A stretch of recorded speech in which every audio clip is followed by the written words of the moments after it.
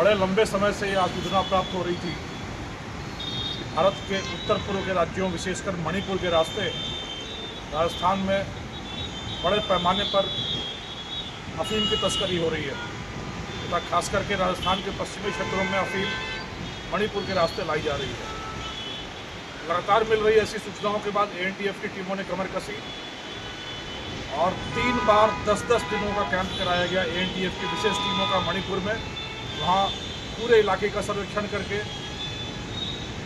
इस तरह के सभी सूत्रधार तत्वों का चिन्हीकरण किया गया और उसके बाद एएनटीएफ ने एक ऑपरेशन का नामकरण किया, ऑपरेशन जमुहार। सभी सूत्रधारों, संपर्क सूत्रों के पृष्ठभूमि, कार्यकलाप और तौर तरीकों के आधार पर ऑपरेशन का नाम रखा गया ऑपरेशन जमुहार। और उस ऑपरेशन जमुहार की लगभग 2 महीने की कठिन परिश्रम के बाद मिली सफलता रंग लाई जब हरियाणा के सिरसा जिले में ढिंग थाना क्षेत्र में एएनटीएफ की टीम ने हरियाणा पुलिस के साथ मिलकर लगभग 90 किलोग्राम अफीम, करीब 89 किलोग्राम के आसपास अफीम है, जिसकी कीमत करीब 4.5 करोड़ रुपए बताई जाती है। वो धर दबोचने में एएनटीएफ को हरियाणा पुलिस के साथ मिलकर एक बड़ी सफलता मिली है।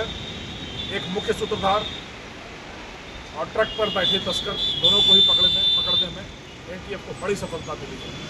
यदि इस पूरी सफलता की बात की जाए तो हाल के दिनों में मणिपुर तो क्या, किसी भी तरीके से पकड़ी गई अफीम की सबसे बड़ी खेपों में से यह एक है। याद होगा करीब 2-3 महीने पहले 80 किलोग्राम की एक बड़ी खेप भी एएनटीएफ के द्वारा पकड़ी गई थी। अपने उस कीर्तिमान को ध्वस्त करते हुए, उससे और आगे निकलते हुए करीब 90 किलोग्राम अफीम, मणिपुर से लाई गई अफीम को बरामद करने में एएनटीएफ को सफलता मिली है। अगर इस पूरी कहानी की बात की जाए तो एक मुख्य सूत्रधार सुखराम पुत्र हरिराम निवासी पाली, जिस पर बड़े लंबे समय से एएनटीएफ की नज़र थी, या लगातार मणिपुर से राजस्थान का आवागमन कर रहा था और उसी आवागमन के क्रम में एक बार फिर यह मणिपुर गया, लंबे समय तक रहा, माल जमा किया और वहाँ से मिजोरम की गाड़ी खरीद कर लखनऊ आया। लखनऊ आकर इसने अपने महिला मित्र के साथ मौज मस्ती की, नैनीताल गया, कैची धाम गया और अच्छा समय व्यतीत करने के बाद वहाँ से महिला मित्र बस के रास्ते जयपुर आ गई और जबकि वह थोड़े ही समय के बाद कार के रास्ते जयपुर के लिए निकला। दोनों को अलग अलग आते देखकर रहस्य और गहराया, गुत्थियाँ और उलझी और एएनटीएफ की टीम पीछे लगी रही। महिला मित्र जब जयपुर उतरी, खाली हाथ अपने ठिकाने पर पहुंची तो एएनटीएफ ने उस पर हाथ नहीं डाला। कार से जयपुर आते हुए आरोपी को नाकेबंदी कर एएनटीएफ की टीम ने दबोचा तो वह गाड़ी भी खाली थी, आरोपी भी खाली हाथ था, परंतु साथ में खाली था उसके हाथ में कई सारे मोबाइल और तकनीकी उपकरण, सारे के सारे खाली थे, सारे रिसेट थे।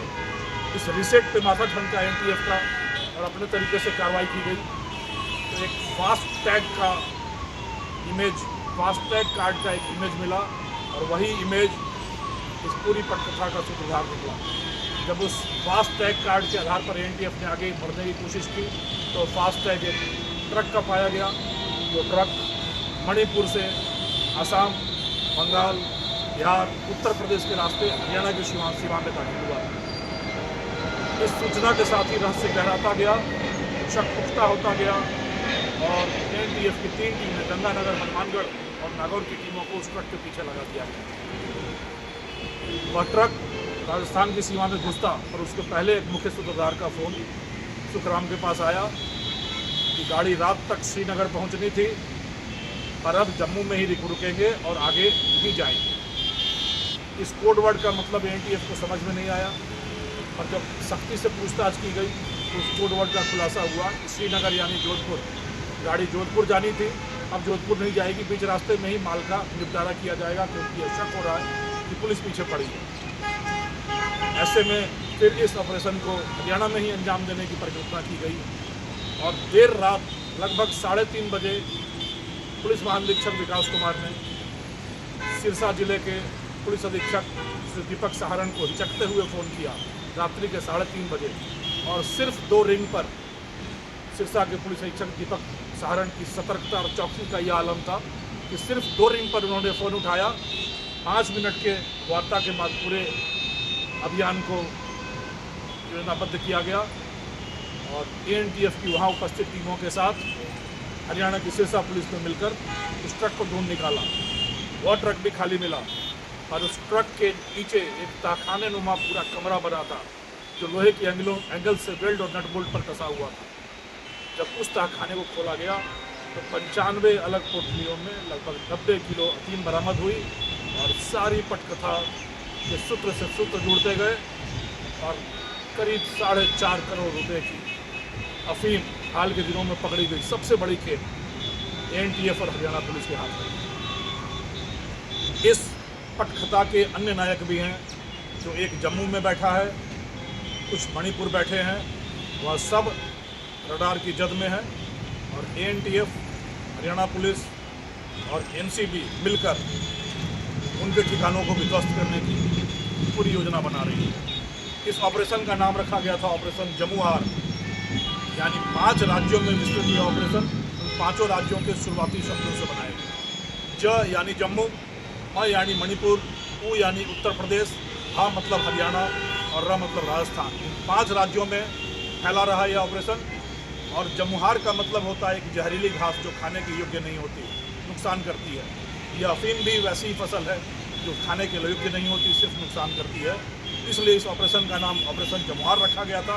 और ऑपरेशन जमुहार की ऐतिहासिक कीर्तिमान परक सफलता के बाद मैं उम्मीद करता हूं कि राजस्थान में मणिपुर और उत्तर पूर्व के रास्ते लाई जा रही जहर की एक बड़ी खेप के बड़े षड्यंत्र का खुलासा हुआ है और आने वाले दिनों में नशा मुक्ति के अभियान को अंजाम देने की दिशा में यह एक दृढ़ एवं कारगर कदम सिद्ध होगा। आगे भी लगातार एएनटीएफ सबके सहयोग से सब मिलकर साथ मिलकर नशा मुक्ति के लिए और नशे के इस पूरे साम्राज्य को ध्वस्त करने के लिए लगातार अग्रसर रहेगी। ईश्वर हमारी सफल सहायता करें, लोग हमारे साथ हैं। जय हिंद।